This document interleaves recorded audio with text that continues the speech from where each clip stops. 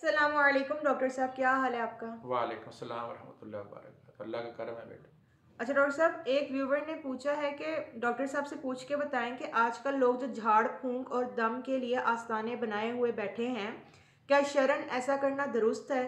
और अगर इनमें कोई कबाहत है तो इसे कैसे दूर करना ज़रूरी है?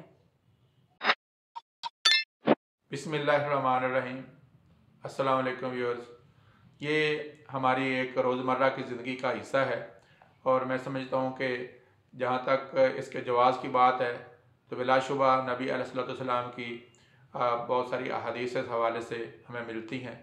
और इसमें एक आपके सामने मैं रवायत रखता हूँ जनाब, उसको हज़रत इमाम बुखारी अलैहिर्रहमा अपनी सही में लेकर आए हैं और ये सैयदना इब्न अब्बास रज़ी अल्लाह तआला अन्हु से रवायत है। उसमें आप फरमाते हैं कि नबी अलैहिस्सलाम की साहबा की एक जमात किसी एक कबीले के पास से गुज़री तो वहाँ जहाँ वो ठहरे हुए थे वहाँ पे एक शख्स जो है किसी कबीले का जो करीब कबीला था वो उनके पास आया तो उसने कहा कि तुम इसको झाड़ फूँक या दम कर लेता है। तो साहबे कराम में से जो जमात में थे उनमें से एक ने कहा कि मैं दम कर लेता हूँ। दरअसल उनके सरदार को सांप या बिच्छू ने काटा हुआ था।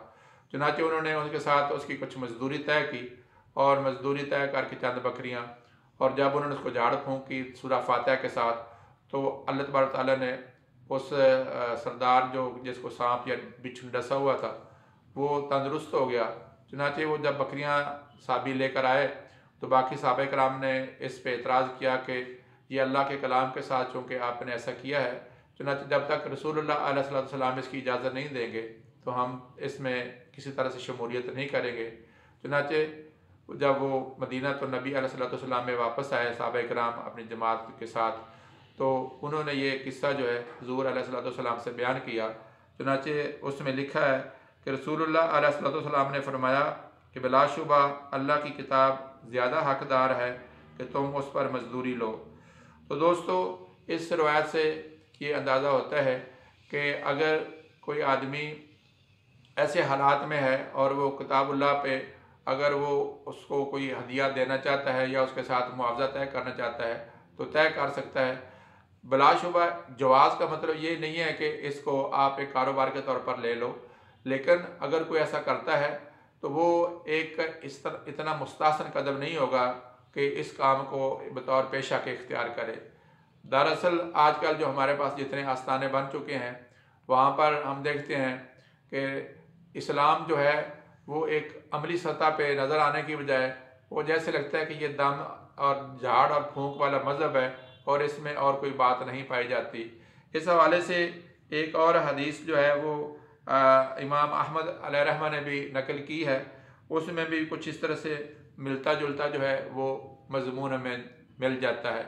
तो दोस्तों, आज भी अगर कोई शख्स जो है इस बात को, अगर कोई जैसे आजकल पीर खाने हैं और दुआ दम के एतबार से वो लोगों को अपने पास बुलाते रहते हैं और लोग उनके पास जाते ही सिर्फ इसी काम के लिए है, तो मैं समझता हूँ कि ये इतना मुस्तहसन कदम नहीं है, क्योंकि लोगों के जज्बात को ज़्यादातर लोग जो हैं वो उसका फ़ायदा उठाते हैं और अपने उन्होंने पीर खाने और हस्ताने चलाए हुए हैं।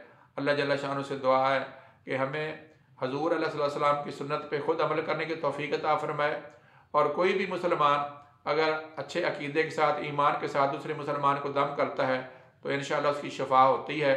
और ये जो हम मुख्तलिफ़ पीर खानों पर और दीगर जगहों पर जाते हैं आस्थानों पर, उसमें एक और भी है कि उसमें इंसान के अंदर शिरकिया अकायद जो हैं वो पैदा हो जाते हैं। वो अल्लाह पे यकीन करने के बजाय उन पीरों पे और उन लोगों पे, हालांकि उनकी अपनी ज़िंदगी को अगर देखें तो बिल्कुल ऐसे है कि अब वो एक मुसलमान होने के नाते शर्म आती है कि वो एक इंतहाई लालची और ख़ुद गर्ज किस्म के इंसान बन चुके हैं। लिहाजा अल्लाह ताला से दुआ है कि हम ना सिर्फ ख़ुद दीन पे अमल करें और अगर दम और झाड़ फूँक की ज़रूरत पड़े तो जो भी हमारे घरों में नेक और साले फ़र्द हो वो दूसरे के ऊपर झाड़ फूँक करे तो इंशाअल्लाह उसके आराम उसको हासिल होगा। अल्लाह जल्ल शानो से दुआ है कि हम सब शरीयत मोहम्मदी अलैहिस्सलातु वस्सलाम पे अमल करने वाले बन जाएँ। वमा अलैना इल्लल बलाग।